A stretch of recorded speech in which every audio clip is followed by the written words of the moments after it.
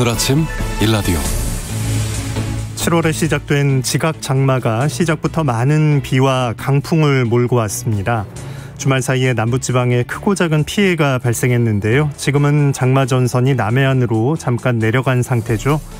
장마전선이 이번 주 내내 오르고 내리기를 반복하면서 전국에 많은 비를 뿌릴 것으로 예상됩니다.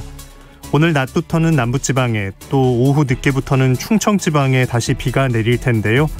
걱정스러운 건 특히 밤 시간대에 비가 집중되면서 피해를 키울 가능성이 크다는 겁니다.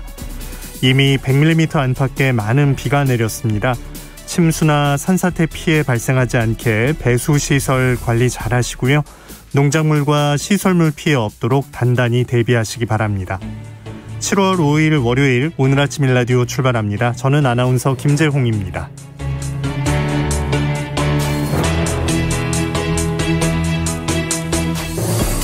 오늘 아침 일라디오 생방송으로 함께합니다. 방송 들으시면서 단문은 50원, 장문은 100원 드는 유료 문자 샵 9730 이용하실 수 있고요.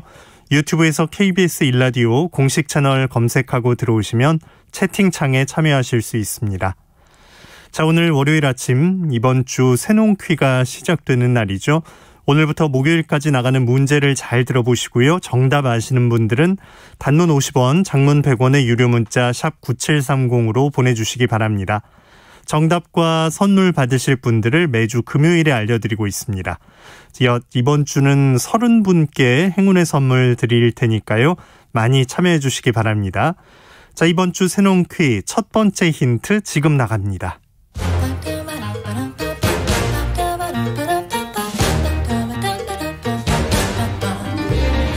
우리 땅, 우리 바다에서 자란 맛있고 건강한 우리 농수산물을 알아맞히는 세상의 모든 농수산물 퀴즈 새농퀴. 안녕하세요. 퀴즈 내는 성우 한희정입니다. 길경이라고도 부르는 이것은 쓴맛과 아삭한 식감이 좋은 식재료입니다. 목 관리에 좋다고 알려져 있어서 환절기에는 이것을 말려 끓여낸 차를 마시거나 달콤한 배와 함께 즙을 내 먹거나 청을 끓여 먹으면서 목 건강을 챙기는 분들도 많죠. 더덕처럼 초롱꽃과의 식물인 이것은 다년생이며 줄기가 곧고 그 곧은 줄기에는 톱니 모양의 잎 3개가 마주보며 나 있습니다. 생채로도 먹고 볶아서 나물로도 먹고 말려서 차로도 마시고 오래 끓여 청으로도 만들어 먹는 이것은 무엇일까요? 정답 아시는 분들은 단문 50원, 장문 100원이 드는 유료 문자 샵 9730으로 보내주세요. 이번 주는 특별히 30분께 행운의 선물을 드립니다.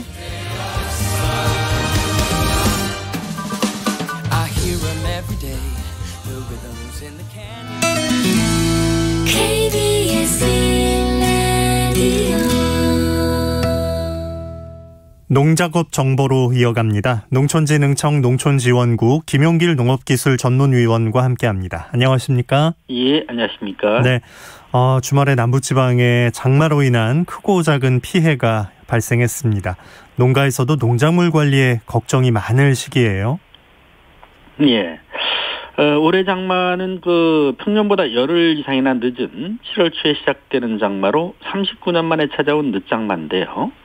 장마는 늦게 시작했지만 북쪽의 찬 공기와 남쪽에서 올라오는 따뜻한 장마전선이 한반도에서 마주치면서 특히 장마 초기에 집중호우와 강한 바람을 동반한 장마가 될 것으로 보여 농가에서는 농작물과 시설물 피해를 최소화할 수 있도록 철저한 사전 대비를 해주셔야겠습니다. 많은 비가 올 것에 대비해 물이 잘 빠지도록 우선 배수로를 깊게 정비해 주시고 강한 바람에 농작물이 쓰러지거나 가지가 꺾이지 않도록 지주나 받침목 등을 보강해 주셔야 되겠고요. 비닐하우스 등 시설물이 파손되지 않도록 단단히 고정하는 등 사전에 예방 대책을 철저히 해서 피해를 줄여야겠습니다. 또한 많은 비로 인해 물에 잠기는 사고에 대응할 수 있도록 양수기라든지 수중 펌프 등 수방자재를 미리 확보해 점검을 해주시고 병의 확산에 대비해 농약 등 농자재도 준비를 해 두시는 게 좋겠습니다. 특히 천둥 번개가 치고 비가 많이 내릴 때는 낙뢰 사고와 익사 사고 등이 우려되기 때문에 농경지 출입을 삼가해 주시고 비가 그치고 물이 빠진 후에 물고나 농작물을 살피실 것을 당부드립니다. 네. 자, 농가마다 세심하게 살필 부분들이 많아지고 있는데 벼재배 농가에선 장마철 관리 어떻게 하는 게 중요할까요? 장마가 올라옴에 따라서 많은 비가 올 것에 대비해 물이 잘 빠질 수 있도록 잡초와 퇴적물을 없애는 등 배수로 정비를 잘 해주셔야 되겠고요. 논두렁이 무너질 우려가 있기 때문에 물꼬를 여러 군데 만들어서 물이 잘 빠지도록 해주셔야 되겠습니다. 많은 비로 침수가 됐던 논은 웃거름을 줄 때 질소비료의 양을 20에서 30%가량 줄여주시고 대신 칼륨 비료는 20% 정도를 더 주면 벼가 튼튼하게 자라서 병해충 발생을 줄일 수가 있겠습니다. 네, 밭작물도 신경 쓸 부분은 많은데 주의사항 알려주시겠습니까? 예. 밭작물은 습해에 특히 이제 약하기 때문에 장마철에는 배수로를 깊게 정비해 주시도록 하고 비가 그친 틈을 이용해서 예방 위주로 이제 약재를 뿌려주고 많은 비와 바람에 의해서 작물이 쓰러지지 않도록 고추라든지 참깨 같은 작물은 지주를 튼튼히 보강해 주셔야겠습니다. 장마철에는 고온다습한 환경으로 인해서 고추 역병과 탄저병이 급속하게 번질 우려가 크기 때문에 병에 걸린 포기는 가능한 일찍 뽑아 없애주시고 뽑아낸 자리에 적용 약재를 이용해서 관주를 해주어서 다른 고추로 확산되는 것을 막아주셔야겠습니다. 참깨는 장마철에 돌림병이나 시드름병 발생이 많아지기 때문에 예방 위주로 적용 약재를 뿌려서 방제를 철저히 해주셔야겠습니다. 네. 자, 이번 장마 강풍도 동반하고 있어서 과수농가도 걱정이 지금 많을 것 같은데요. 어떤 대비가 필요하겠습니까? 예, 특히 이제 복숭아 같은 경우는 수확기가 돼서 강한 바람이 불면은 낙하 피해가 심할 것으로 보이는데 여기에 대한 대비도 잘 해줘야 되겠고 강한 비바람에 의해서 찢어질 우려가 있는 가지 같은 경우는 미리 유인해서 튼튼하게 묶어주시도록 하고 저수고 밀식재배 과수원 같은 경우는 철선 지주의 당김 상태 등을 점검하고 무성하게 자란 가지는 적당히 솎아내 주셔서 햇볕과 바람이 잘 통하도록 해주셔야겠습니다. 또 경사지의 과수원에서는 지피나 산야초, 비닐 등을 덮어서 토양 유실을 방지해 주시고 나무마다 튼튼한 지주를 세워 보강을 하시고 늘어진 가지는 버팀목을 받쳐주어서 피해를 줄여야겠습니다. 네. 저 축산농가에선 어떤 점을 잘 살펴야 할까요?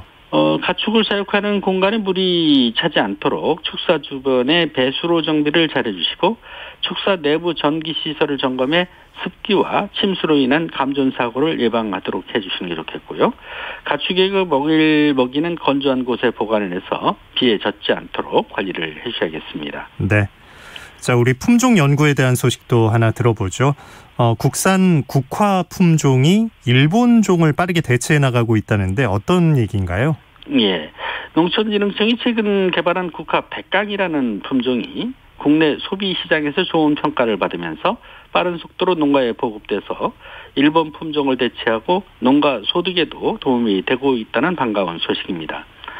백강 품종은 농촌진흥청이 육성한 꽃이 큰 하얀 국화 품종으로 꽃이 13.4cm로 크고 꽃잎수가 무려 277장이나 될 만큼 많고 절화 수명도 일반 국화보다 2배 정도 길어서 국내 소비 시장에서 인기를 끌고 있는 품종입니다. 네. 특히 그 흰녹병에 강하기 때문에 농약 사용량을 한 30% 정도 줄일 수가 있어서 시발당 64만 원가량의 생산 비용을 절감할 수가 있습니다. 현재 국내에서 재배되고 있는 국화 품종은 80%가량이 일본 품종인 신마와 백선이라는 품종인데요. 백강이 일본 품종보다 매우 우수하기 때문에 농가 보급이 크게 확대돼서 일본 품종을 빠르게 대체할 것으로 기대가 됩니다. 네, 이번 주 농작업 정보 농촌진흥청 김용길 농업기술전문위원과 함께했습니다. 고맙습니다. 예, 감사합니다.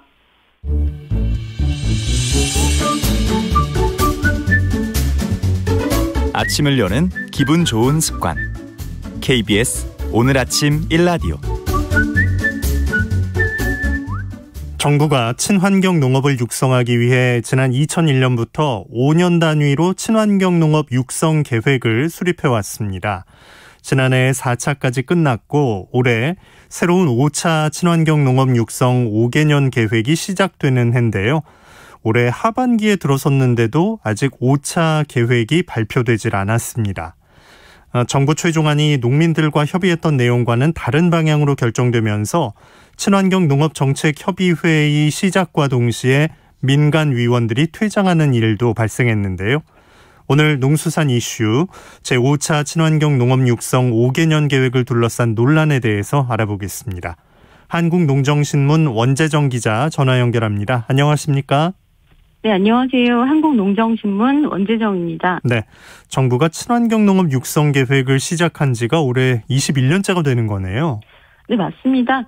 정부가 친환경 농업을 확대 발전시키고자 지난 2001년에 친환경 농업 육성 5개년 계획을 시작했습니다.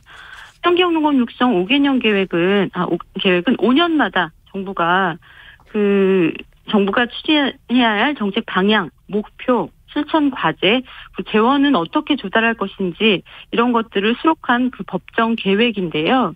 지난해까지 제4차 친환경 농업 육성 5개년 계획이 시행됐으니까 20년이 마무리됐고요. 올해는 정부의 새로운 5개년 계획이 시작되는 해입니다. 네. 이제 5년 정도로 이제 좀 미리 계획을 세워보자 이런 내용인데 한 20년 정도 해오면 초기보다 이렇게 비교해서 많이 발전을 이뤄낸 점들도 있겠네요. 예, 그렇습니다. 지난 20년간 친환경 농업은 부침이 있었던 게 사실이지만 많은 발전도 이뤘습니다. 지난 4차 친환경 농업 육성 5개년 계획을 보면 인증 제도가 개선이 됐고요. 생산, 가공, 유통, 소비 단계 이 선순환 체계 구축을 통해서 친환경 농식품 산업을 육성한다는 목표, 그리고 농업의 환경 보존 기능을 강화한다는 목표, 이 두 가지가 핵심 정책으로 추진됐습니다. 네. 제4차 친환경 농업 육성 5개년 계획의 성과라면 농업 환경 보존 프로그램이 현장에 적용된 것을 들 수 있고요. 또 무농약 가공식품 인증제, 임산부 친환경 농산물 꾸러미 이런 사업들이 시행된 것도 성과로 꼽을 수 있습니다. 반면 반성할 지점들도 있는데요. 친환경 농업 현장에서는 유기농자재 중심의 인증이 주를 이루다 보니까 생산비라든가 경영비 이런 소요 비용이 너무 많이 드는 구조가 됐다는 점을 개선점으로 꼽고 있습니다. 그리고 친환경 농산물의 새로운 판로라든가 수요 통로를 마련하지 않았던 점도 굉장히 아쉬운 점으로 남는 부분인데요. 따라서 친환경 농업 현장에서는 지난 4차까지의 친환경 농업 육성 5개년 계획의 부족한 면을 이 새로 도입하는 5차 5개년 계획에는 반드시 반영시켜야 한다 이런 여론이 일찌감치 형성됐습니다. 네. 이게 잘 풀리지 않는 점은 다음 계획에 반영을 해서 이제 개선을 해보자는 취지인데, 예. 친환경 농업계와 정부가 계속 협의를 해온 건데 5차 계획은 아직 발표가 되질 않았고 최근에 있던 협의회가 파행으로 끝났다면서요? 네, 맞습니다. 올해도 벌써 7월에 접어들면서 하반기가 시작됐지만 제5차 친환경 농업 육성 5개년 계획을 정부가 아직 발표하지 않고 있는 상황입니다. 사실 5차 계획은 지금까지와는 전혀 다른 새로운 관점이 요구되는 상황인데요. 코로나19로 건강한 먹거리에 대한 요구가 더 높아지고 또 탄소 중립이라는 국가적 과제가 생기면서 농업 분야에도 환경을 살리고 또 탄소 저감 방안을 더 적극적으로 마련해야 됩니다. 네. 농약이라든가 화학비료를 쓰지 않으면서 건강한 먹거리를 생산하는 이 친환경 농업은 미래 세대를 위해서도 반드시 확장돼야 하는 영역이 됐는데요. 지난해부터 친환경 농업계와 농림축산식품부가 머리를 맞대면서 핵심 과제를 조율해왔습니다. 하지만 곧 발표될 예정인 제5차 친환경 농업 육성 계획은 지난 1년 동안 논의했던 것과는 굉장히 엇나가는 결과물로 정리되면서 친환경 농업계가 전면 반발하고 있는 상황입니다. 특히 지난달 29일 세종시에서 열린 친환경 농업 정책 협의회가 결국 파행을 맞았는데요. 민간 측의 협의회 공동위원장인 김영재 한국친환경농업협회장이 회의 시작과 동시에 위원장직 사퇴 의사를 밝히면서 퇴장을 했고, 또 협의회 성원인 민간 위원들도 뜻을 같이 하는 의미로 퇴장하는 일이 벌어져서 협의회 자체가 열리지 않았습니다. 그 1년가량 논의했던 내용이 지금 막판에 좀 뒤집힌다는 느낌인데, 예. 그러니까 이 민관이 함께 이 계획을 준비했던 게 친환경 농업 정책 협의회라는 기구로군요. 예, 맞습니다. 지난달 29일 회의가 3차 회의였고요. 이날 친환경 농업 정책 협의회가 파행된 직후에 한국친환경농업협회, 가톨릭농민회, 생활협동조합 등이 참여하는 연대체 친환경 농업 발전을 위한 대책 협의회가 곧바로 성명을 발표했습니다. 성명의 내용을 보면 그간의 문제적 상황들을 파악할 수 있는데요. 성명에 따르면 담당 과장, 그러니까 농식품부 친환경농업 과장의 갑작스러운 인사 발령으로 5차 친환경농업 육성 5개년 계획 발표가 연기됐으며 또 새로 부임한 그 친환경농업 과장에 의해서 지난 1년간 논의됐던 내용이 한마디 상의도 없이 일방적으로 변경되는 파행이 발생했다. 이렇게 그간의 상황을 설명했습니다. 또 친환경 농업계가 그동안 5차 육성 계획과 관련해 분야별 간담회에 참여하는 등 인내심을 갖고 이 다양한 방식으로 성실히 의견을 개진해 왔는데 의견 수렴 과정을 거쳐서 이번 정책 협의회에 최종 제출된 5차 육성 계획안은 일부 표현과 구성만 바뀌었을 뿐 앞에서 추진해온 친환경 육성 계획의 기조와 내용 변화를 확인하기 어려웠다는 점을 문제로 지적했습니다. 네. 성명을 준비해서 발표할 정도였군요. 인사 발령이 있었다는 거는 뭐 이해를 하겠는데 그 뒤로 갑자기 좀 바뀌었다는 건 또 이해하기가 쉽지 않네요. 예, 친환경 농업계는 지난해 2차례 회의를 통해서 생산, 소비, 가공, 인증 이 각 분야별로 주요 핵심 과제를 마련했고요. 지난해 8월 25일에는 농식품부와 한국농촌경제원에 이 내용들을 전달한 바 있습니다. 그리고 또 지난 2월에 열린 정책협의회에서는 친환경 농업계가 5차 육성계획과 관련된 최종 계획안을 이제 생산자 측의 입장으로 정리해서 제출했다고 합니다. 네.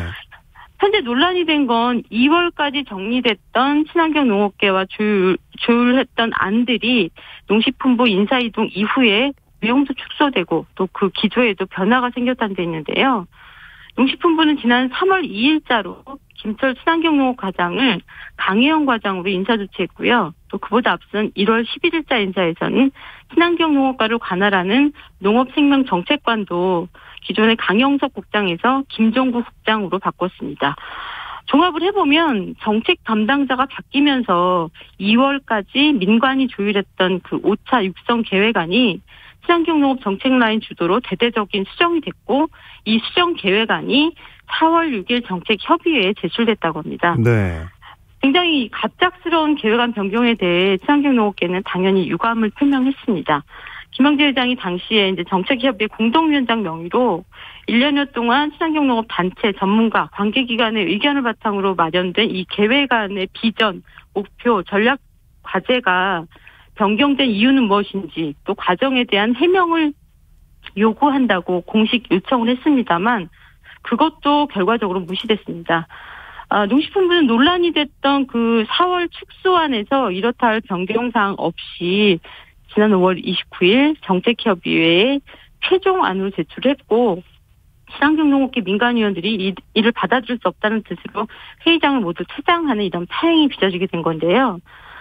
사실 그 29일 정책협의 이전에 친환경 농업계에서는 김종훈 농식품부 기조실장과 전화통화로 이대로 회의가 열리면 문제가 발생할 수 있다고 이 사전 소통의 필요성을 제기했습니다.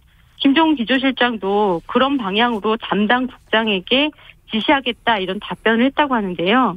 하지만 결국 어떠한 사전 조치 없이 이 6월 29일 정책협의 일정이 잡혔고 이게 이제 유튜브 생중계까지 되는 이런 상황이었는데 회의장 퇴장이라는 이 초강수가 나올 수밖에 없었습니다.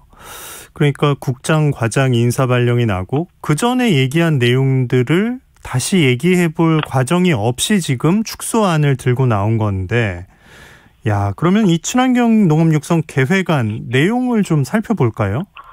네, 우선 이 분량부터 굉장히 대폭 줄었는데요. 2월에 만들어진 계획안은 83쪽 분량이었습니다. 근데 이후 정부가 제출한 계획안은 21쪽으로 4분의 1이나 축소가 됐습니다. 그만큼 이제 모든 것들이 왜소해질 수밖에 없었는데요.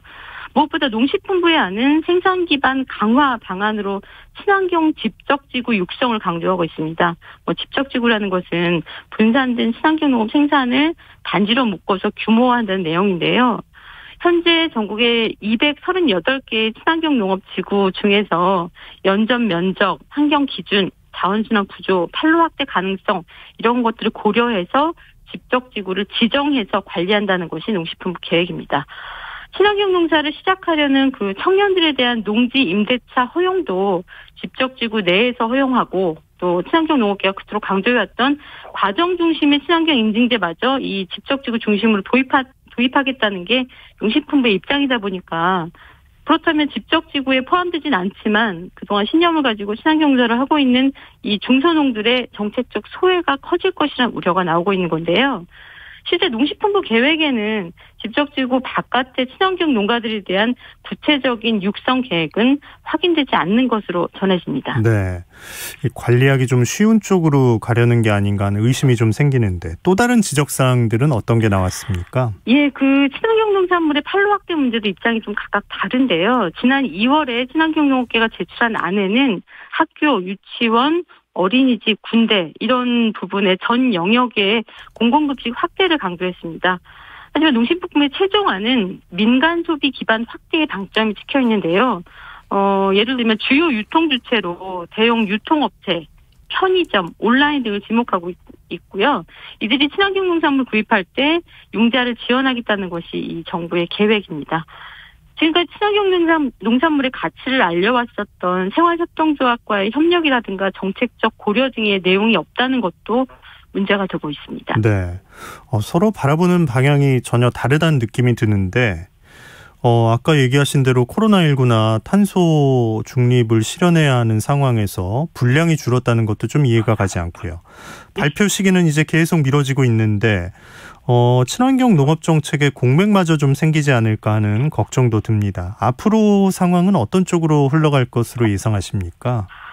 네, 지금 현재 친환경 농업계 요구는 분명한데요. 2월 말 발표하려던 이 제5차 친환경 농업 육성 5개년 계획안이 그동안 민관협의라는 이 쉽지 않은 과정을 통해서 만들어진 만큼 현재 이 축소 왜곡된 육성 계획을 정부가 전면 재검토해야 된다는 겁니다.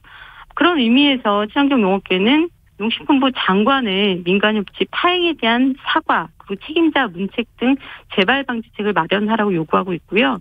또 기후위기 극복, 탄소 중립 실현을 위한 과감하고 적극적인 친환경 농업 육성 계획을 마련하라고 촉구하고 있습니다.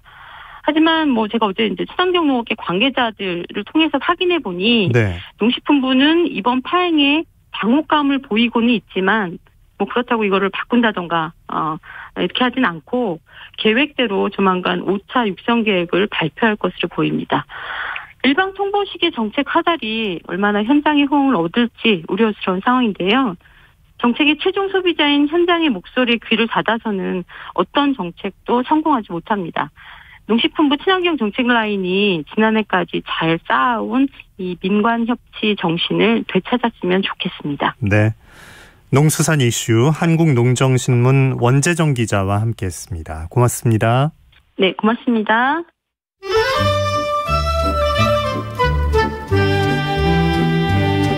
아침을 깨우는 정겨운 이야기가 있습니다. 매주 월요일부터 토요일 오전 6시 15분 KBS 오늘 아침 1라디오.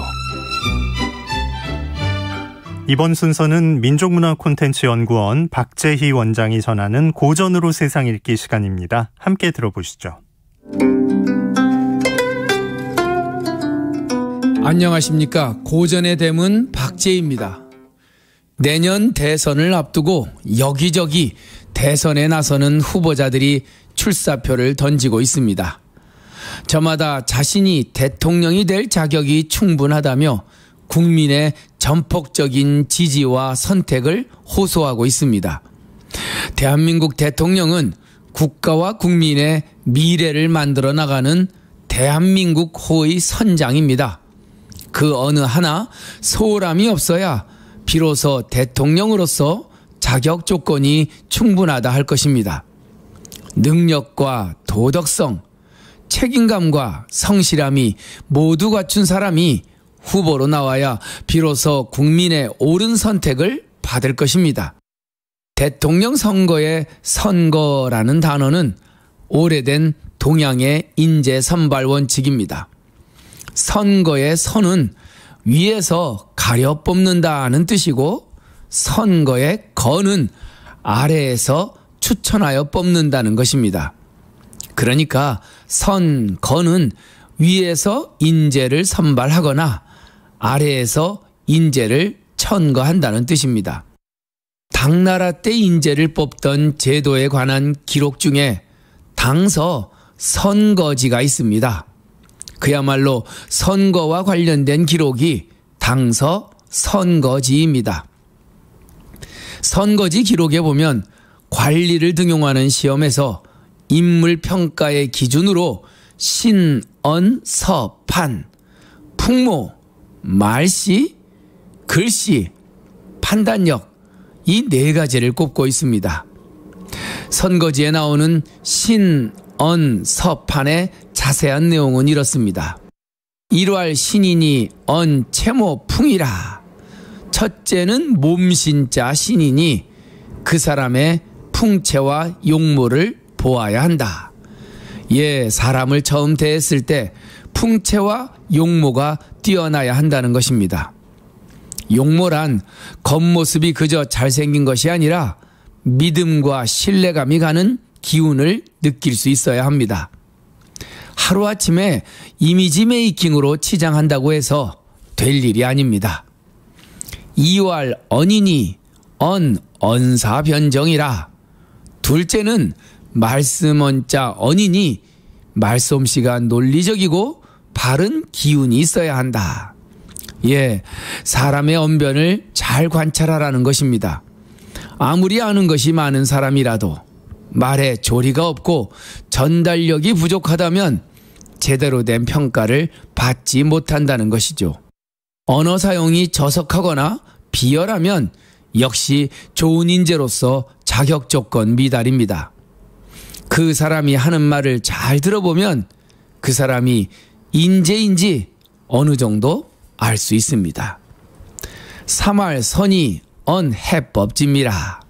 셋째는 글서자 글씨니 바르게 쓴 글씨가 아름다워야 한다. 예로부터 글씨는 그 사람의 됨됨이를 말해주는 것이라 합니다. 그가 쓴 글씨를 보면 그 사람을 알 수 있다고 하는 것이지요. 요즘 서체학에서도 글씨를 보면 그 글씨를 쓴 사람을 어느 정도 판단할 수 있다고 합니다. 사활 판이니 물리우장이라. 넷째는 판단할 판자 판이니 물리가 나서 정확한 판단을 할 줄 알아야 한다. 아무리 풍모가 있고 말을 잘하고 글씨를 잘 써도 정확한 판단력이 없으면 큰 인물이 못 된다는 것입니다. 리더의 판단은 그 파급력이 상당합니다. 잘못된 리더의 판단이 국가와 국민에게 큰 해를 끼칠 수 있다는 것은 역사 속에서 무수한 예를 찾을 수 있습니다. 이상 네 가지 사람을 판단하는 조건을 신, 언, 서, 판이라 하여 당나라 이후 인물 판단의 중요한 기준이었습니다.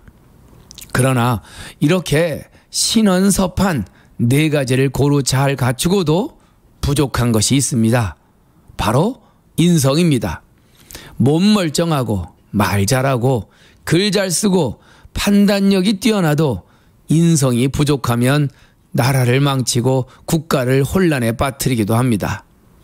신언, 서판 거기에 인성, 인재를 선발하고 천거하는 선거, 심사숙고하여 결정하는 것이 국가의 명운을 가르는 것임을 잊지 말아야 할 것입니다. 고전의 댐은 박재희였습니다. 네, 문자 몇 개 보고 가겠습니다. 4748님께서 오늘 아침 일라디오와 힘찬 하루 시작합니다 하셨고요. 5843님 장마로 눅눅하지만 기분만은 보송보송하게 시작해봅니다 하셨습니다.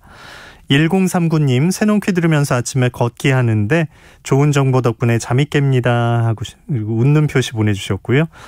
0815님은 흐린 날이라 이른 아침에 들일하기는 좋은 날입니다. 오늘도 기분 좋은 출발해봅니다 하셨고 반면에 4999님은 아침에 농장에 나와 보니 장맛비 때문에 농작물이 이리저리 쓰러져서 속상하네요. 출근하는 길이 힘들게 느껴집니다 라고 하셨습니다. 자, 오늘 날씨는 어떤지 확인해 보죠. 장마전선이 남해안에 위치하면서 제주와 남해안에 지금 비가 내리고 있습니다. 여수와 통영 등 일부 남해안에는 호우주의보가 발효 중이고요. 오전에 남해안과 지리산 부근에는 시간당 30mm가 넘는 강한 비가 쏟아지겠습니다. 전남 해안에는 200mm 넘게, 전북과 영남에는 30에서 80mm의 비가 예상됩니다. 낮 동안에 빗줄기는 약해지겠지만 충청 남부까지 비가 확대되겠고요. 밤 사이에는 다시 남해안의 빗줄기가 굵어지겠습니다. 시간당 50mm가 넘는 폭우가 쏟아질 수 있다고 하니까요. 피해 없도록 대비를 잘 하셔야겠습니다. 오늘 아침 일라디오 듣고 계십니다. 지금 시각은 6시 44분입니다.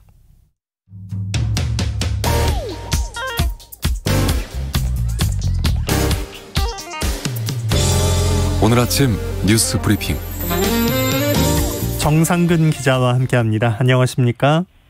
네, 안녕하십니까? 네, 코로나19 얘기부터 해봐야 할 것 같은데 또 한 번에 좀 고비가 찾아온 듯 하네요. 어떻습니까? 네, 상황이 여전히 많이 안 좋습니다. 지난 토요일 영시기준 확진자가 794명, 그리고 어제 영시기준 확진자는 743명으로 이틀간 신규 확진자가 1,537명이나 나왔습니다. 지난 주말 이틀 확진자가 1,282명이었고 또 그 전주는 911명이었으니까 확산세가 매우 빠른데요.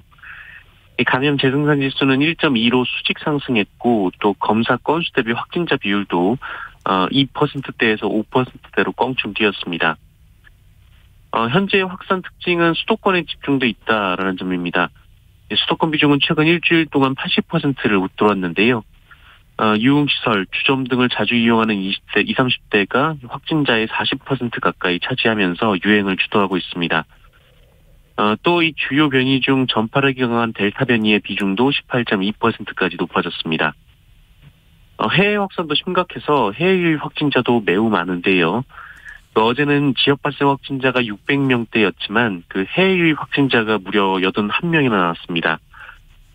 이 중 인도네시아 유입이 가장 많은데 이 방역 당국은 내국인이라 하더라도 이 PCR 검사 결과 그 음성 확인서가 없으면 그 인도네시아바 항공기 탑승을 제한하기로 했습니다. 네.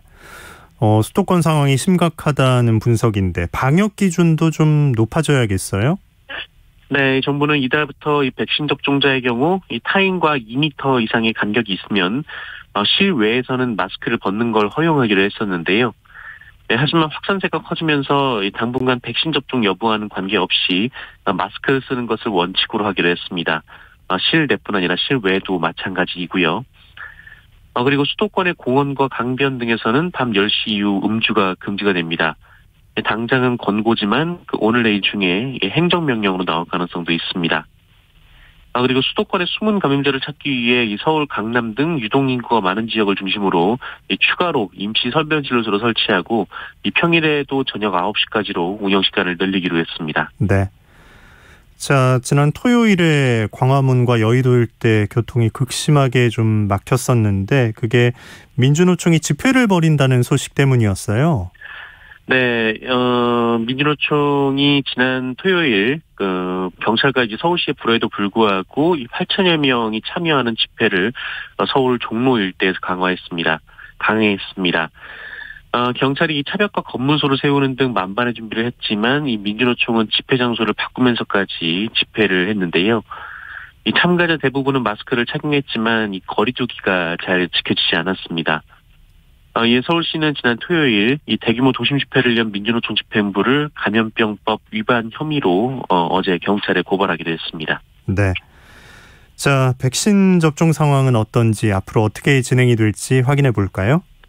네, 일단 오늘부터 백신을 접종하는 우선 접종 대상자는 그 아스트라제네카 백신이 모자라 예약하고도 맞지 못한 60에서 74세 어르신 30만여 명입니다.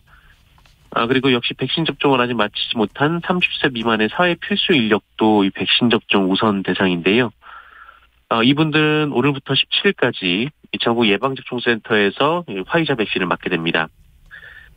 다만 60에서 74세 어르신들 중 이 건강 등을 이유로 예약을 취소를 하거나 이 접종을 연기한 분들은 오는 26일부터 모더나 백신을 맞게 되고요. 또 상반기에 아스트라제네카로 1차 백신을 맞은 분들에 대해서 또 2차 백신 접종도 시작이 됩니다. 아스트라제네카의 경우 이 백신 접종 권고 연령이 30세 이상에서 50세 이상으로 바뀌면서 50세 미만은 2차 접종을 화이자 백신으로 교차 접종을 하게 됩니다. 그리고 예방접종센터에서만 접종하던 화이자 백신을 전국 병구 의원 등 그 위탁 의료기관 2천여 곳으로 접종을 확대하기로 해서 아마 오늘부터는 이 화이자 백신의 자녀분도 포털 홈페이지를 통해 예약이 가능해질 것으로 보이는데요. 접종이 순조롭게 이어진다면 이 다음 달 초반까지 2천만 명의 접종자를 넘길 것으로 예상이 되고 있습니다. 네. 코로나 상황 살펴봤고요. 이제 장마 얘기 좀 해보죠. 7월에 지각 장마가 이제 시작이 됐는데 초반부터 좀 많은 비와 강한 바람을 몰고 왔습니다. 피해 상황 어땠는지 좀 살펴볼까요? 네, 참 평소보다 늦게 찾아온 여름 장마가 시작부터 매서운 기세를 보이고 있습니다. 이 태풍급 비바람에 지붕이 날아가고 또 아파트 유리창이 깨지기도 했고요. 계곡물이 불어나고 또 버스가 빗길에 미끄러지면서 사망자도 나왔습니다. 이 전국에 120건 넘는 피해가 접수가 됐는데 특히 비가 100mm 넘게 내린 부산 등 남부에 피해가 집중이 됐습니다. 특히 부산에는 100mm가 넘는 비가 쏟아졌고 또 순간 최대 풍속 초속 24.6m의 그야말로 태풍급 강풍도 불었었는데요. 어제 오전 6시 20분쯤 이 부산 구선 아들목 인근 도시고속도로에서 이 통근버스 한 대가 빗길에 넘어지면서 70대 운전자가 크게 다치고 승객 1명이 다치는 사고도 있었습니다. 또 그제 오후 이 강서구 송백마을 앞에서도 25인승 통근버스가 미끄러져서 60대 승객 1명이 숨지기도 했고요. 또 그제밤 그 울산 울주군에서는 계곡에 빠진 40대가 불어난 물에 휩쓸려 숨지는 사고가 발생하기도 했습니다. 잔머비가 지금은 잠잠합니다만 내일부터 다시 전국적으로 비를 뿌릴 전망입니다. 내일부터 금요일까지 이번 주 내내 전국적으로 비가 내릴 예정이라고 하는데요. 특히 남쪽에서 뜨거운 수증기가 몰려오면서 집중호우가 내리는 지역도 있을 것으로 보여서 침수 피해나 산사태에 철저한 대비가 필요한 상황입니다. 네. 자, 대통령이 되고 싶은 사람들을 이제 국민들이 면접하겠다 이런 형식을 도입을 한 것 같은데 민주당 대선 후보들 국민 면접 어땠습니까? 네, 이 더불어민주당이 당 대선 후보들을 모두 모아놓고 이 국민 면접이란 프로그램을 어제 진행했습니다. 이른바 조국 흑서 저자 중 한 명인 김경률 회계사를 섭외했다가 이 당내 반발이 나오면서 철회하는 등 이번 국민 면접을 두고 잡음이 적지 않았는데요. 네, 하지만 각 후보들을 향해 상당히 껄끄러운 질문들이 쏟아지긴 했습니다. 네. 이 면접위원인 김혜영 전 더불어민주당 최고위원은 이낙연 후보에게 이 조국 장관 임명 여부에 대해 문재인 대통령께 찬성 반대 중 어떤 의견을 냈냐라고 물었고 이에 이낙연 후보는 너무 많은 상처를 받고 계셨고 대통령께도 부담이 될 것 같아 임명하지 않는 것이 좋다고 말씀드렸다라는 답을 했습니다. 이재명 후보에게는 이 형수 욕설 논란 그리고 여배우 스캔들 등 이 사생활에 대한 논란이 많다라는 지적이 나오기도 했는데 이 이재명 후보는 그 여배우 얘기는 얼마나 더 증명을 해야 될지 모르겠다라고 말했고 이 형수 욕설 문제는 여러 사정이 있긴 했지만 본인의 인격의 부족이 분명히 있다라고 재차 사과했습니다. 이 정세균 후보에게는 이 문재인 정부 국무총리로서 인사에 제 역할을 했냐라는 질문이 나왔고 이 정세균 후보는 최선을 다했지만 충분하지는 못했다라고 밝혔습니다. 네. 윤석열 전 검찰총장은 지금 법정 구속된 장모 관련한 논란에 대해서 직접 입장을 밝혔다고요? 네, 윤석열 전 검찰총장의 장모 최모 씨는 이 불법으로 요양병원을 개설하고 요양급여를 부당 편취한 혐의로 지난 금요일 1심에서 징역 3년을 선고받고 법정 구속된 바 있습니다. 이에 대해 윤석열 전 총장 측은 법 적용에는 누구나 예외가 없다라는 그 원론적인 답변을 했는데요. 장모 최모 씨가 윤석열 전 총장이 검찰에 있던 시절 다른 사람들은, 그러니까 다른 동업자들은 모두 처벌을 받았는데 홀로 무혐의 처분을 받았었기 때문에 이 검찰의 봐주기 수사 논란에 대한 입장이 좀 이것이 논란이었는데 여기에 대해서는 윤석열 전 총장 측 입장이 나오지 않았습니다. 그리고 지난 토요일 윤석열 전 총장이 직접 기자들과 만나서 입장을 밝히기도 했는데 이 장모 관련 논란에 대해 이 주변 일에 사적인 입장을 표현하는 건 맞지 않다라고 답변을 하기도 했습니다. 한편 국민의힘은 계속해서 윤석열 전 총장의 입당을 권유하고 있는데요. 윤석열 전 총장은 지난 토요일 국민의힘에서 대선 주자 영입을 맡고 있는 권영세 의원과 회동을 갖기도 했습니다. 국민의힘은 장모 구속 등 악재가 생긴 윤석열 전 총장에게 이 당 차원의 보호막이 필요하다는 점을 전하면서 입당을 권유한다는 입장입니다. 네. 자, 군의 부실급식 문제 최근에 큰 공분을 불러일으켰는데 군 당국이 식재료 조달 방식을 손보기로 했나요? 네, 군 당국이 최근 논란이 됐던 부실급식 문제를 해결하기 위해 50년 만에 이 식재료 조달 방식을 손보기로 했습니다. 국방부는 급식 문제를 해결하려면 이 병사들이 선호하는 식재료를 잘 조달하는 것이 필요하다라고 결론을 내렸는데요. 그동안에는 이 지역의 농수 축협이나 이 군납업체에서 수의계약 방식으로 1년치 식재료를 일괄 구매해 왔었는데 이제 앞으로는 식단을 먼저 짜고 그에 맞는 식재료를 주문하면 그 여러 공급자가 경쟁을 해서 이 식재료를 납품하는 방식으로 이 전자조달 시스템을 구축하기로 했습니다. 급식의 민간 위탁은 전시 상황 등을 고려해서 교육훈련 기관 중심으로만 추진하기로 했고요. 또 이제 부족한 조리병 문제를 해결하기 위해 민간 조리 인력도 늘리기로 했습니다. 이 국방부는 이 민간군 합동위원회를 거쳐서 이 9월까지는 최종안을 내놓을 방침인데요. 그동안 군납을 해왔던 일부 농수 축협 그리고 중소업체 등의 반발도 과제로 남아 있습니다. 네. 최근에 휘발유값 2달 넘게 계속 오르고 있다고요? 네, 9주 연속으로 휘발유값이 올라서 리터당 1,600원을 넘었습니다. 2년 9개월 만에 최고가인데요.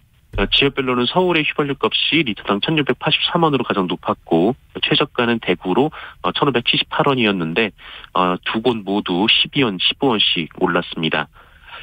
유가 상승은 소비자 물가 상승으로 이어지고 있는데요. 지난달 소비자 물가 지수는 지난해 같은 달과 대비해 2.4%나 상승한 상황입니다. 네, 뉴스브리핑 정상근 기자 고맙습니다.